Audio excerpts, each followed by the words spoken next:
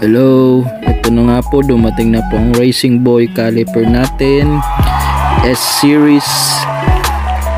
Ayan nga po, binubuksan ko na, may sticker. Yun, may kabigatan lang siya ng konti.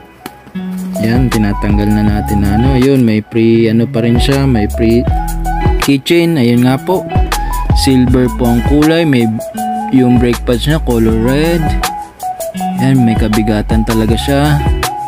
Ibang iba po talaga siya sa picture kumpara sa personal. Solid po talaga, as in. Nabili ko ito sa Ace Precision Motor Parts sa Shopee po. Hanapin nyo na lang po or ilalagay ko yung description link para makita rin nyo. Yan nga po guys, maganda siya. Panalong panalo.